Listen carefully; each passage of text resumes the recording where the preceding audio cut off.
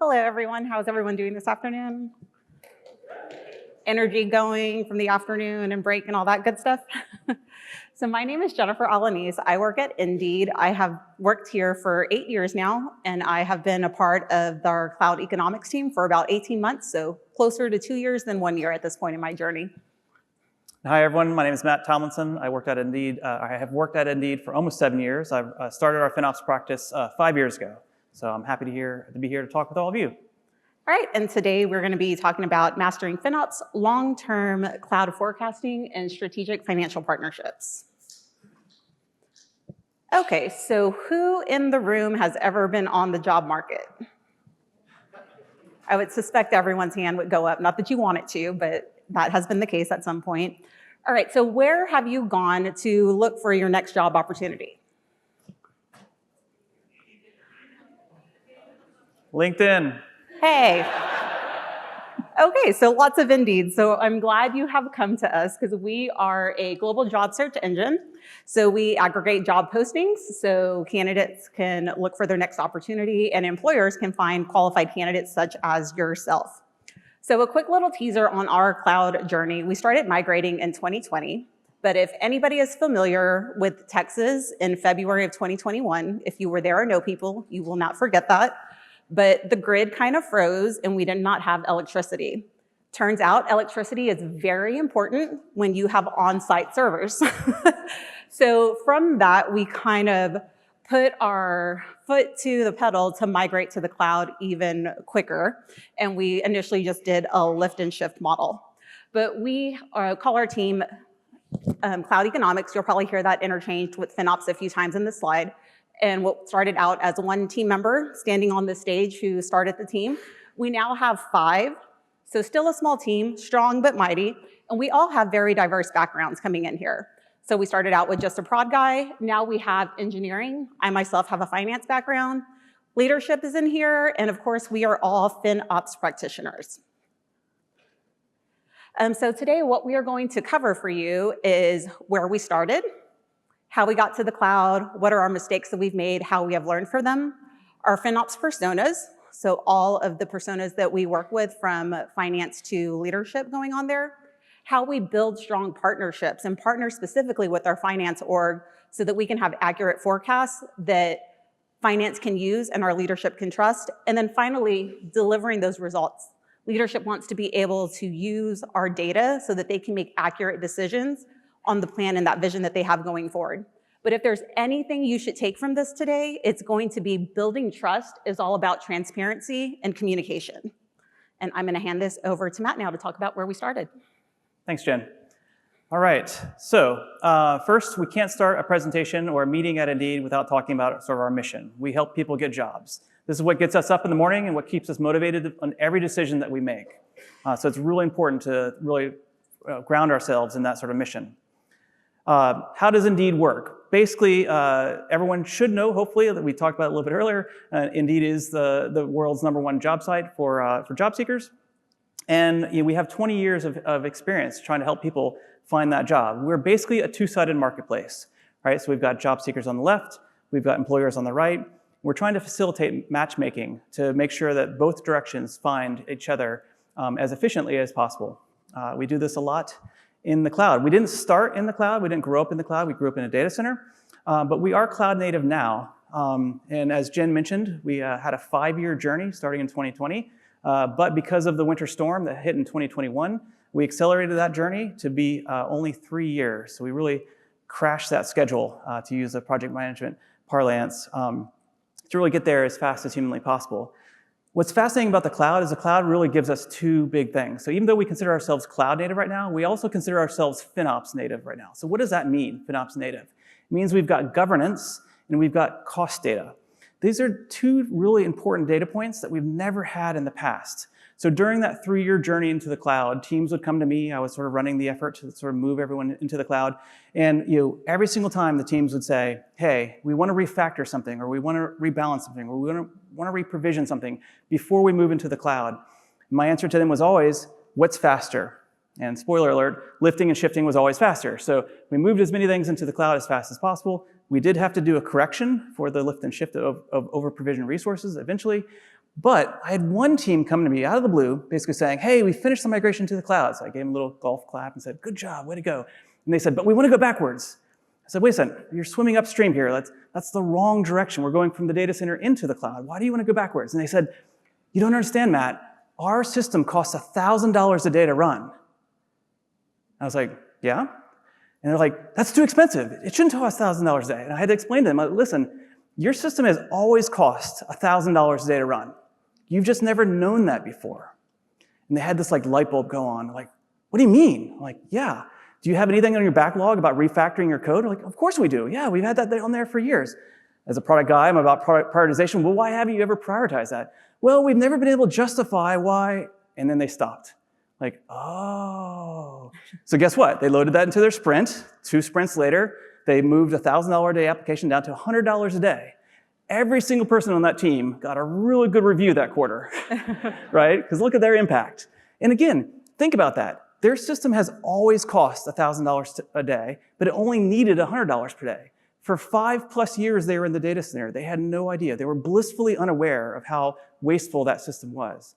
That's the type of power about why we consider ourselves proud to be FinOps native within the cloud. All right, so every company has sort of a triple constraint. And there's different triple constraints within different areas of the company. Within our FinOps team, we really think about cloud spending, page responsiveness, and revenue. We're trying to constantly balance the curves between these 3 particular areas here. So there's 3 graphs. These are approximations, but basically the more we spend, the faster our pages can be. The faster our pages can be, the more revenue we might be able to obtain. There are limits to both of those. So thus, the more we spend, the more we possibly could increase revenue. But again, there are limits to each of these curves, and we're constantly trying to find sort of the calculus that sort of helps us to optimize all 3 of these areas. Quick note about the photo icon here. Many of you are taking photos of these slides. I take photos of every slide presentation that I'm in as well. We have several build slides, so if you see the photo, that's the perfect time to take the picture. If not, there's going to be more slides that will animate on top of that. And I just moved it so someone couldn't take a picture. I apologize. Here we go. One last time, chance. All right. And this is, of course, being recorded, so you can watch it later. All right, so this talk is about forecasts. So long-term forecasts are part of our bread and butter. So when we talk about long-term forecasts, we're really thinking about 3 to 12 months out. We do forecasting every month. We do spend a lot of time on the 1 to 3 months, sort of short-term quarterly forecasts, but we're really looking at these sort of long-term forecasts trending over time. This is sort of an approximation of our cloud spending. It's very variable, very dynamic. It goes up and down as seasonality happens, different features launch, and different things are happening around the world. This is layering on top of that our actuals. So forecasts don't mean anything unless you're talking about what your actuals were. So your actuals also vary quite widely. They go up and down, but most people can't easily look at these 2 graphs and understand what the deltas are. So we usually layer on deltas. So deltas go up and down. Quick note about deltas. A lot of people call deltas variances. So a variance is technically the square of a standard deviation. From a mathematical geek's perspective, I'm not a mathematician, but I certainly deal with plenty of friends who are. So we don't actually talk variances. These are just the deltas. The challenge with deltas is it's very hard to communicate deltas over time. So what we've done is we've taken some very complicated data like that, and we've actually communicated it into just sort of a delta graph. So this is just the percentage difference between forecasts and actuals, and this is where plus or minus comes from. So oftentimes, anyone in here in finance? Yep, you're all thinking about plus or minus, right? So my finance folks love to say, Matt, you're going to be plus or minus X% this month, right? I won't say what X is because it's always lower than my VP ones, but I usually say, I try my best. The challenge is there's a real human bias, mainly rooted in how we think about our personal budgets, that minus is better than plus, right? If you want to have a dinner and your budget is $100 and you have a great dinner for $80, you've pocketed $20. Yes. The challenge is, if you're under budget in a business, that's an opportunity cost. That money could have been invested somewhere else, and it's just as bad being under as it is being over. So what do we do here? We take what's called the absolute value. Absolute value is a very simple mathematical function. You're just subtracting away any negatives. And you're looking at, okay, what is the best thing above 0? This reframes that conversation to say, what is, can we get as close to budget as possible? Not above or below, just we want to get close to that budget that we forecasted. This combats that human bias around there. So ultimately, we get a nice, clean, simplified graph that helps us frame the conversation with our colleagues. Everyone in the business can understand a very simple y-axis from 0 to X%, and an x-axis is time, and everyone knows that trending down towards 0 is good. So this is what we're trying to move towards. All right, so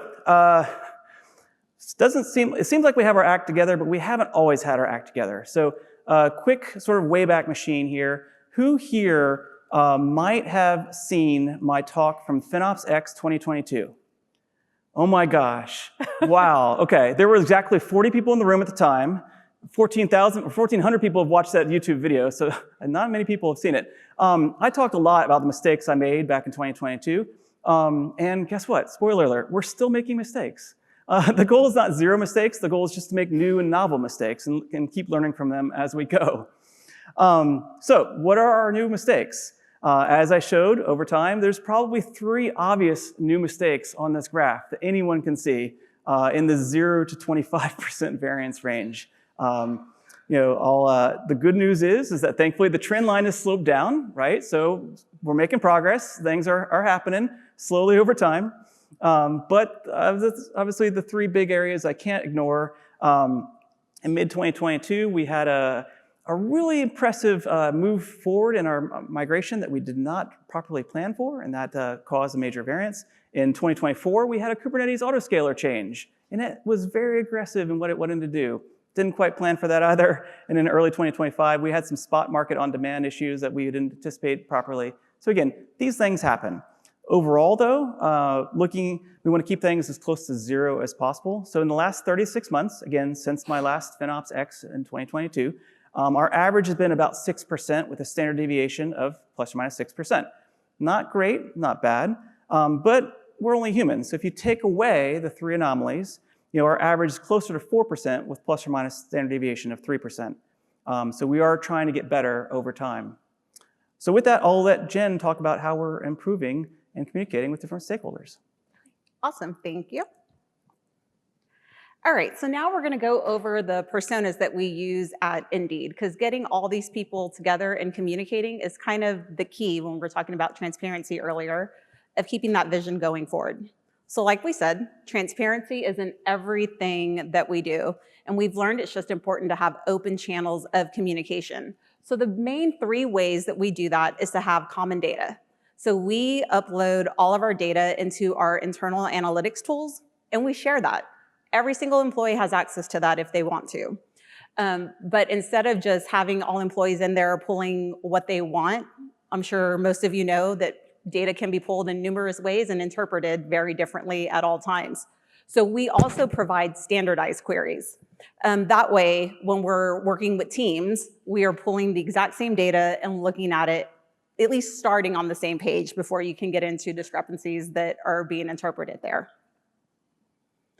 So these are the personas that we consistently use here. So they are categorized into 4 different groups. We're gonna have R&D, which is our product and engineering teams, our FinOps practitioner, so that's cloud economics, finance team, so that's gonna be our finance, procurement, and accounting groups, and then of course leadership. So leadership for us is gonna be executives, primarily our VPs within our R&D groups, but since cloud is everything that we do now, we can talk to all of our executives if they have questions about what's going on. All right, so now let's take a deeper dive with our interactions in all the personas. So here is a quick view, I'm sure everybody loves a Venn diagram, of how everything works together. And we're gonna take a deeper dive into each of these. So starting off with the very macro level, our cloud economics team is gonna work with leadership.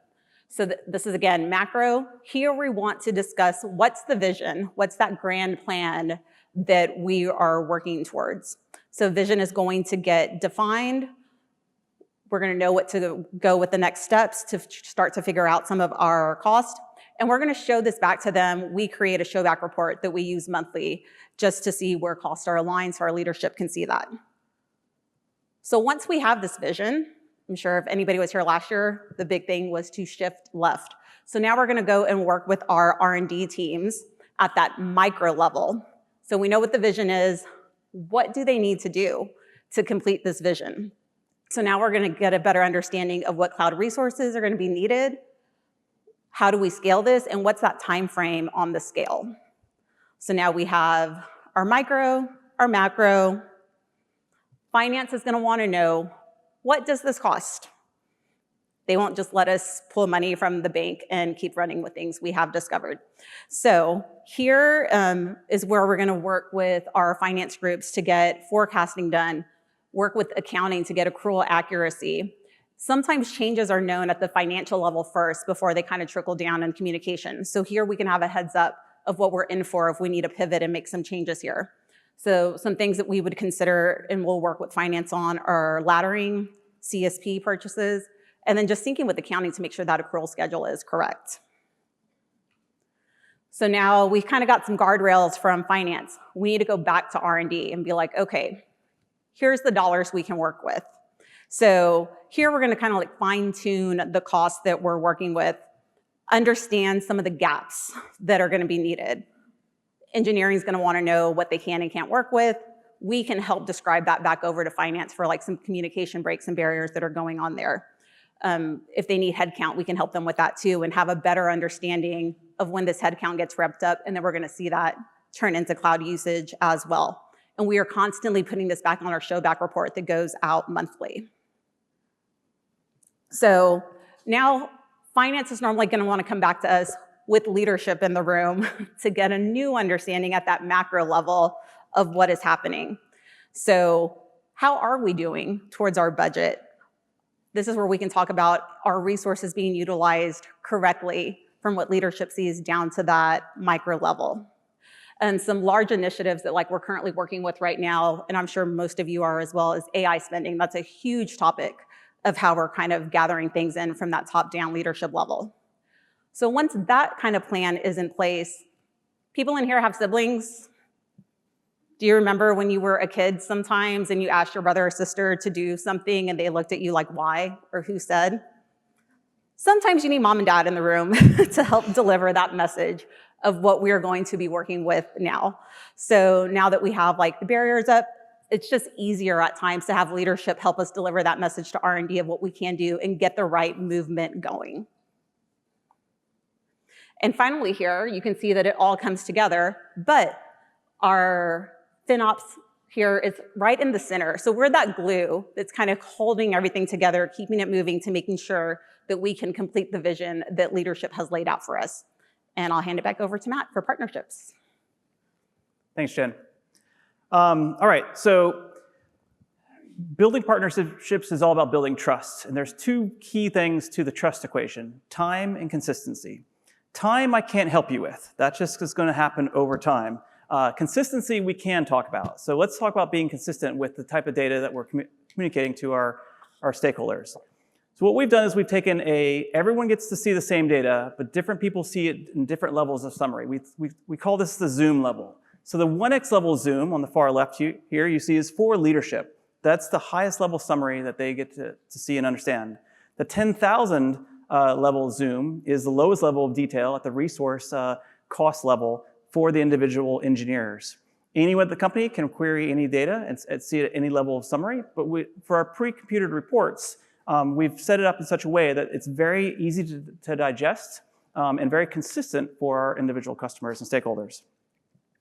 So this is an example of what we call a showback report, highly anonymized, of course, but it is really important to really talk about sort of our journey and how we got to this point. Again, before Focus was a thing, we created our own standard billing format. As soon as I even heard about Focus, I dumped everything that we did and said, we're all in on open source. There's no reason. It's very expensive to maintain this on your own. I would not recommend it, and I am actively trying to get out of it. And Focus is the way to go. We're working with some really clever vendors who are doing some awesome things with AI. I'm happy to answer questions about that afterwards if you're curious. But the value here is, in that far left side, you can see the cloud service providers. We've got multiple cloud service providers and multiple SaaS providers all on the same report. I can't tell you how much of a game changer this is to really bring together and bring into focus what our costs are overall. Then in the orange, you see there's 3 different months, just the three most recent months, sort of how things are going. Then you see a spark line. I love myself an Edward Tufte spark line. Plus also an emoji with up, horizontal, or down on how things are going. with the month-over-month delta amount, absolutely, and via percentages. It's important to note that the month-over-month, we are doing this off of the average daily rate. So February versus March doesn't matter. It's all about the daily rates. This is the 1x level view. This is the one-page snapshot that my SLT can read, hopefully in 2 or 3 minutes or less, and know the health of their cloud spending and ask an insightful question, or know that they don't need to ask any insightful questions because we've got it under control. So next up, within that same report, we have a 10x level view. So this is where we start to break things down by teams and by products. This is more for the product leadership and the VPs in the house. It's a very similar format. Another thing I didn't mention on that prior slide is a lot of these are deep linkable. So you can click onto all of these links. It queries into our own internal query system. We are a search company after all, so we have to dog food our own tech all the time. And you can take a look at one of these detailed numbers, click into that, and then pivot it around whatever dimensions that you're interested in or whatever questions that you're trying to answer. So this is the 10x level view. Now, when we get into the more detailed stuff for the individual R&D teams, the product and engineering groups, we start to break things out into more detail. Again, more spark lines here. So we start to get into long-term 18-month forecasts and short-term 30-day forecasts to sort of see where things are going. And this is where we're almost exclusively talking about sort of the daily average rates, like what are they doing in terms of their rates. We have notes. We can talk about sort of how things are going. We can really have good, compelling conversations with those teams and sort of how things are fitting together. And then finally, as I said, we are a search company, so we speak in query. The number of times that we Slack each other just simply an untitled URL, and then we just know that if you click on that URL, it's going to populate a query that then has comments and notes in there, and we can adjust that query around. We make sure that at the 10,000 level view, there's a library of queries that are published and available for anyone who's curious. What their average costs are, what their cost drivers are, what their month-over-month average daily changes are. All those types of things are all documented queries so that they understand sort of how to answer that question for themselves at whatever level of detail that they would like to see for the company. So now we have to bring it all together, right? So as a cloud economics team, we're that sort of FinOps in the center of that Venn diagram. And it's our job to make sure that we can give everyone the context. So what we do is we take the 1x level view to top-down opinions and thoughts and guidance from our leadership of, okay, this is what we need to hit. We take the bottom-up sort of recommendations from the individual teams, that sort of 10,000x zoom-in scope, and we sort of bring that together and we talk very closely with our finance FP&A partners. Our forecast looks a little bit like this, again, heavily anonymized, but we basically look backwards at least 18 months. So that's sort of the top left there. So we're looking at, okay, what's the daily average rate per month broken down by whatever level of detail we need. The current month is in blue. You never have a complete current month unless you're doing it at the exact end of the month, or, which is very rare. Like we're constantly doing forecasting. And so we always have the current month, but because we're doing daily average rates, it doesn't matter that we're halfway through the month right now. It still works for the comparison. Then we're looking forward anywhere from 1 to 8, 12 months into the future. And as you see here, we're using several different forecasting algorithms, which are constantly changing over. If you name a forecasting algorithm, we've probably tried to use it before. And guess what? They're all okay. Like LLMs aren't going to solve this. Ultimately, what we try to do is like a Delphi technique. We try to take a bunch of different algorithms together, and we try to blend them together, see sort of what is sort of a net majority of where things are going. And then we adjust it. There's actually an adjustment line there for the FinOps forecast. So this is actually where we come in and say, okay, what do we know in terms of seasonality that the algorithms might not be catching, right? What do we know in terms of large product launches that the algorithms have no way of knowing? What do we know about sort of decommissioning or turning something off? Again, algorithms have no way of sort of predicting and knowing that future. So that's where we sort of do a final blend. Then, of course, we do have to multiply that by the number of days in the month because the finance systems all work off of months. So when we load things into the finance, they actually have monthly figures. But this is basically how we sort of do that meeting in the middle, 100x level view in Zoom. So with that, I'll hand it back to Jen to talk about delivering some results. Okay, thank you. Okay, so now let's talk about kind of how we are running our FinOps team, because in the end, we want to deliver results. And we see ourselves as mission control, keeping everything running smoothly. So as you can see here, this like blurry older picture of mission control, very scrappy. That was us in 2020. We had a much smaller team, felt like we were constantly playing defense, trying to figure out what was going on after the fact when it had happened. Very experimentation mode. Everything was new. Like, let's try it. Let's see what happens and how we can learn from it. These failures were a little more frequent, but we were continuing to learn from them. And I feel like the majority of that time was just chasing anomalies and trying to figure out what caused this up and down spike. And since at that time, mostly team of one, then two, not really a whole lot of time when you don't have humans to help create some automation to get out there. So looking at the sand key here, from a broad perspective, 60% of that time was spent on ad hoc items versus 40% going into standard items. And some things to hone in on there is that only, I would say, of that ad hoc, half of that time was spent doing anomaly research. And then for us to get our cloud utilization discounts going, our laddering and stair-stepping, things that we wanted to be standard, that was taking 25% of that 40%. There was no time to spend on forecasting, to set up meetings to discuss things on a regular basis, or even to work with accounting to get some accurate accruals going. But fast forward to today, mission control is a lot better, so we get to play basically offense instead of defense. We have more people on the team, so now we're 5. And we've created some good processes that are out there. We have run books. Failures are less frequent, but they do happen on occasion. We are human, but we're ready and we're prepared for those emergencies. And what's nice too is I feel like our engineers reach out to us before we reach out to them sometimes with this stuff. So we can get ahead of that research to know what's happening so we can report that to our leadership. We have some automation now. We know we have anomaly alerts that go out via Slack and email. And in the end though, when we do our jobs correctly, we're not needed, but we're in the background always ready. And no matter what, we're keeping things moving smoothly at all times.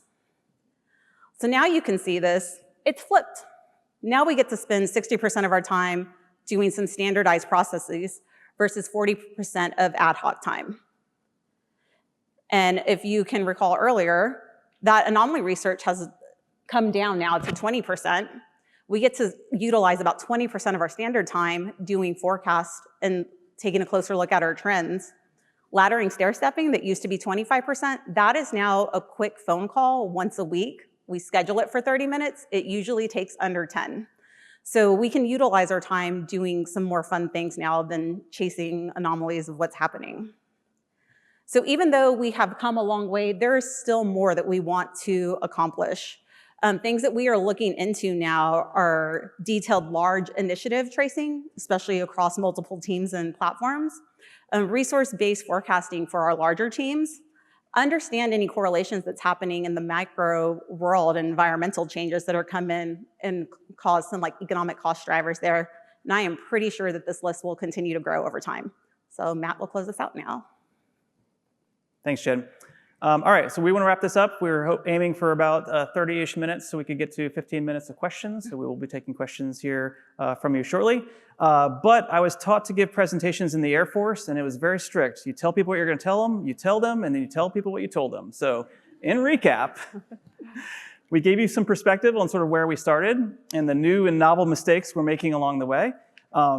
We talked a lot about FinOps personas and our Venn diagram of sort of how we try to keep everyone and all the stakeholders involved in various ways and various interactions. We talked about how we build strong partnerships by giving different granulated levels of detail that's specific to each different persona type. And then finally, we talked about sort of delivering results and sort of how we manage our time to make sure that our long-term forecasts are as consistent and reliable as possible. So if you don't remember anything else, just remember that building trust is all about transparency and good communication. So I've attended a lot of these talks, and I really appreciate a speaker who tells me what I can do when I get back to work on Monday. And so for each of you, it's quite simply, there's a 4-item checklist here, right? So 1, start small. I can guarantee you everyone in this room can go back and save $50 a day doing something. You know what that thing is. Just do it. There's no, what are you waiting for? There's so many things you can do, and if you collect enough of those, you'll get some good wins, you'll get some good momentum, and you'll feel better about yourself, your business will benefit from it, everyone will do great. Aim for simplicity. Again, you're too close to your data to realize how complicated it is. It took me years to really understand cost and utilization reports. And I can't expect my stakeholders, who I need them to read an email and grok the information within 2 or 3 minutes, to understand that level of detail that I do. So make sure you give them the level of detail that is unique and specific to their role and what they need and what decisions that they have to make. Data access, don't be a bottleneck. Don't make people come to you for the data. Even though we publish reports, everyone can get to our data on their own. So make sure that your customers have a way to get to the data and can answer their own questions. And then finally, I can't say this enough, it is all about the focus spec. Like focus, focus, focus, focus, focus. If you do nothing else, take whatever vendor you're using, if it's 1 or if it's 20, and ask them, deliver me your cost and usage data into the focus spec. What you do when you blend all that data together and you have all of your cost data in a single data frame, it is life-changing. Trust me. Like when you don't think about this is my vendor A costs and this is my vendor B costs and I'm going to add the 2 of them together. If you just say I want all my costs and vendor A and vendor B are just there in a group buy, that is just the best thing you can possibly do. There are plenty of great vendors here who are doing some really amazing stuff downstairs. You can talk to them. I've talked to a lot of them. I've worked with a few of them. There's some really good ones. So again, I'm happy to talk with you about any of those types of ideas that you have at the end. So that's really it. I have one last request. Obviously, like and subscribe because we're aspiring YouTubers. My daughters don't believe what I do. They think I get on an airplane and like go to Disney World or the zoo. And so I do want to ask for a selfie. I'm going to ask everyone to just raise their hands and just say hi. Okay, so 1, 2, 3. Thank you. All right. That'll give me validation. So my 10-year-old, my 13-year-old, my 15-year-old give me a little bit of credit for everything else. But I think for now we'll get into questions. Thank you so much.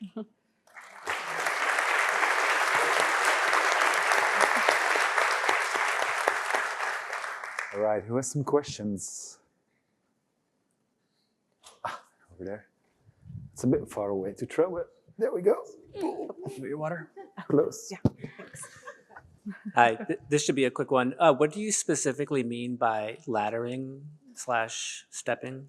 Oh, yes, laddering/stair stepping. That is a process where you take up a large committed use discount and you break up one large purchase into a lot of small purchases to minimize your risk over time.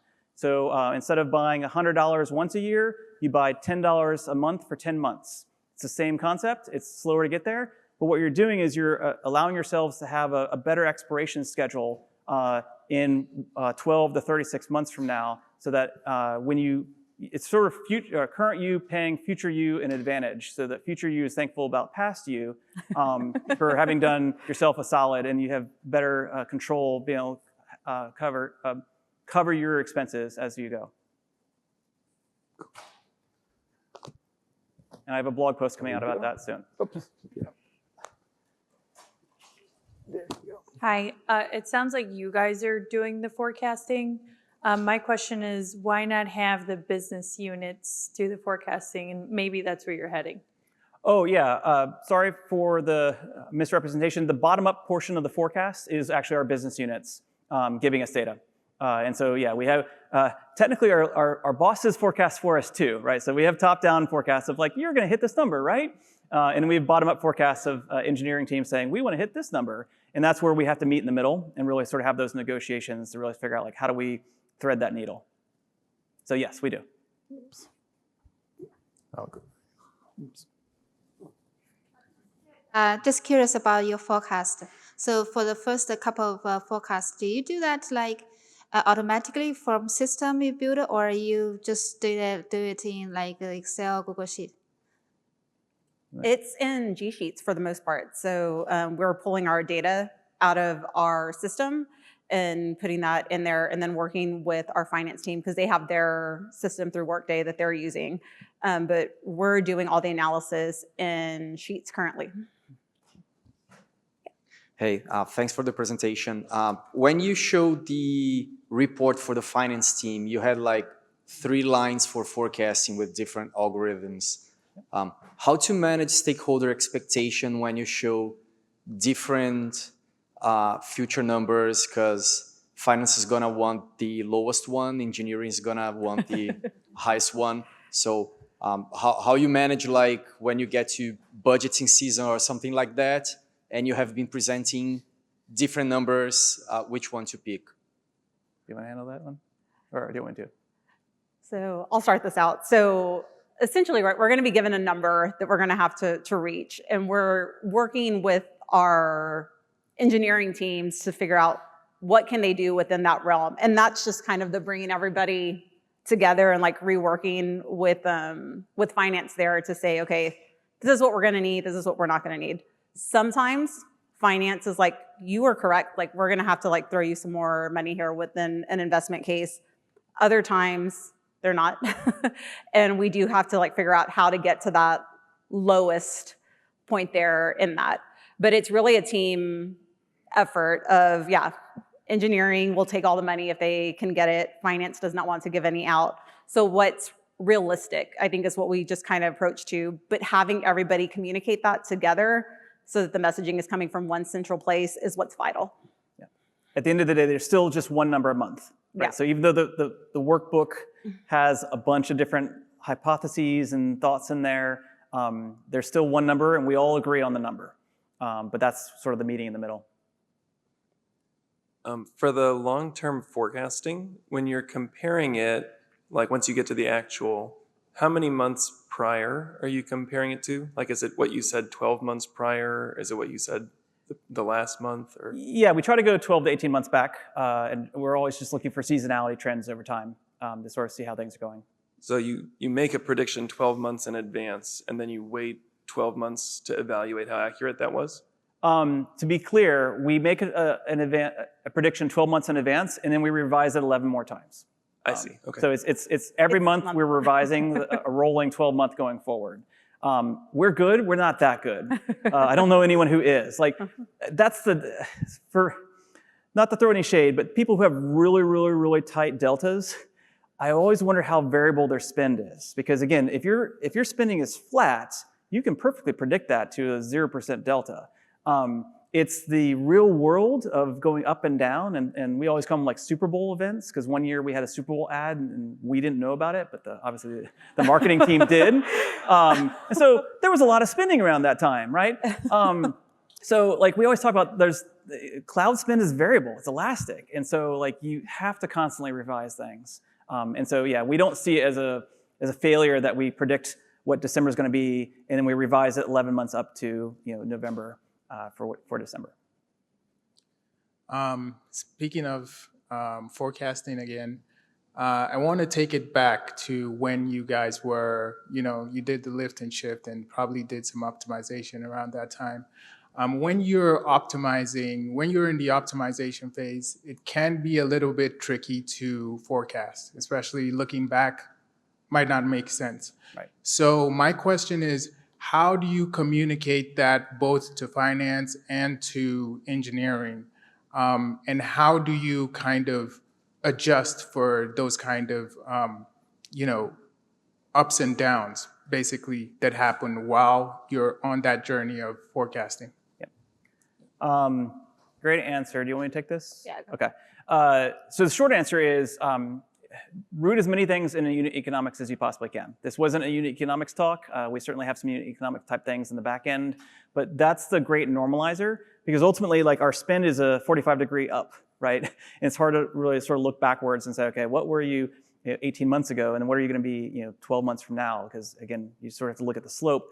But really, the rates, the per unit rate and the per unit costs stay relatively tight. And we're trying to get more efficient in that at the engineering team level. And so we try to look at things like that. And then in the macro level, we also look at sort of like, just as I said, the seasonality of just the month over month daily average rate change. And so we're looking at the daily average rates and then the delta of that. So it's sort of like the third derivative of the change of the change of the change. But then that actually is somewhat predictive of like what things are going forward. And it gives us, again, some directional information on sort of how we should look at things going forward. I know that's, without a whiteboard, that's about as precise as I can get. So hopefully that's close. So when you're reforecasting, there's obviously things, like you said, super commercial that you were not aware of that could throw it. Mm-hmm. If you're not a part of those conversations that are like things in the works when you're reforecasting, how do you get yourself to be in those conversations? Or are you already at the point where you're not as reactive to things that have happened post-math? Yeah. One of my mentors early in my career basically said, Matt, take this as no offense, but no one will trust you until you've been in your job for 3 years. And I didn't know what he meant because I was like, oh, I'm really good at my job. What are you talking about? And I've seen the exact same thing time and time again in my career. After about 3 years of the FinOps team existing, that time plus consistency, right? Like I'd been consistent over 3 years. I'd grown the team. We've been delivering the data. After this sort of magical 3-year time frame, and there's no compression for time or experience, teams just started calling, right? They would just sort of pick up the phone, so to speak, or randomly Slack me like, hey, FinOps team, you need to know about X, or we need to do Y, or we want to involve you in Z.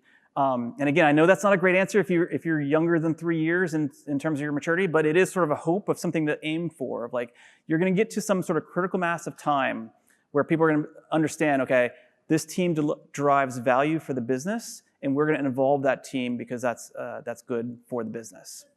Period of time of you showing these forecast reports every month that people were just ignoring the reports? Yeah, of course. All right. Yeah, it happens. Yeah. Our people are no different than your people. Like, Okay. like everyone's busy. I had 400 unread emails in my inbox 3 days ago. Like, so myself included. Like, yeah, it's you just have to just be consistent. As I said, both of us said time and time again, with both the quality of the data and the timeliness of the data and the delivery of the data. And again, the attention on FinOps ebbs and flows. Like there are months where the eye of Sauron is on us, and they're really focused on like what's going on, what can we do, how can we save. And there are other times when the eye of Sauron is somewhere else, and they blissfully leave us alone. But we're just consistent about delivering our value throughout. And in that way, when they need us, they know who to call.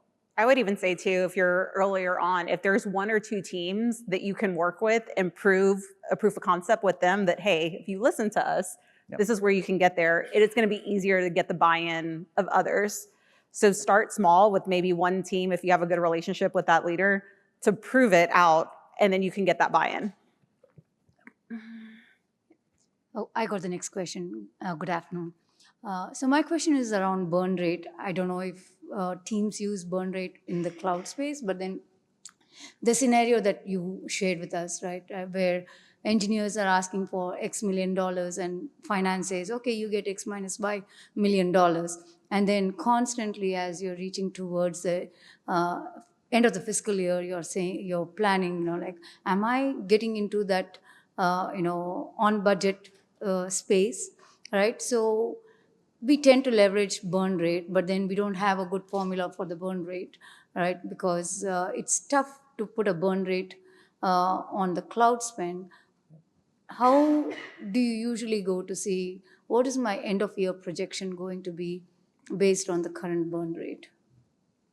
I know my current burn rate because it's the actuals. Yeah, of course. What's interesting here is I call it the deer in the headlights challenge. So the engineers aren't thinking about dollars. They're thinking about optimizing whatever number is important to them. It's usually the unit that their team delivers. If it's the number of database queries, or the number of page views, or the render time, or something, they're trying to optimize a number. They vaguely are aware that the more resources that they apply to that number, the better that number will get. And this gets into that triple constraint graph, right? Which is just one example. And they're vaguely aware if they throw more resources at it, they'll be able to move that number down to some sort of SLO or threshold that they're trying to hit. They're also vaguely aware that the more resources they apply to that, the more expensive those resources are. But they don't always know the dollar signs behind that. So again, we try to make sure we're communicating the daily average rates to the teams. And then we're really trying to make sure that we talk to them about like resources times rates equals spend, right? And so they control the resources, we control the rates, because we're doing centralized sort of committed use discount purchasing. And we're constantly doing a dance with them about, okay, how can they optimize the resources that they use? Are they using the best resources? Are they using the lowest cost resources? To make sure that they're doing as efficient as they possibly can be, without really talking about like the burn rate. We're really just talking about like, what is your resource consumption, and is that useful for hitting the goal, the business goals and the business value that you want to achieve? Does that help? Sort of, but then I understand. Okay, thanks for the wonderful presentation today. So one of the slides you showed that there is a 25% and 15% variance because of some special events and also Kubernetes upgrade or something. Yeah. So when this happens, how you defend yourself with the stakeholders in terms of large variances, because they thought that you were supposed to be aware of that situation. So that is one point. And then other part, do you also have contingency build up on the plans? Thank you. You want to cover how we defend ourselves? Or I can. I mean, I think as long as we can just have the explanation behind the why. Sometimes the team forgot to tell us something in their bottom-up forecasts, and they tell us a week into the month, and it's too late to change anything. But the goal is to let finance give that heads up immediately. So the hope is that we don't have like a huge surprise when the actuals come in. But the biggest thing is just providing the why and the data behind it, I think. yeah, 100%. And contingency, yes, of course, there's a little bit of contingency plans, but it's hard to really talk about that in vague terms. But ultimately, we try to give as timely heads up as possible if we're going to be out of a significant delta for that particular month. And that heads up really helps. So we never surprise people with, hey, this month, the month that just passed is out of variance. We usually say in the month, hey, we're probably going to be out of delta for that particular month. All right. That helps. Time's up. Thank you so much for the wonderful presentation. Thank you. Hey everyone, producer Andrew here. Thank you so much for watching and for your support. For more FinOps X 2025 content, go check out our YouTube channel. Like, subscribe, and leave comments and questions for all of our wonderful speakers. We appreciate your support.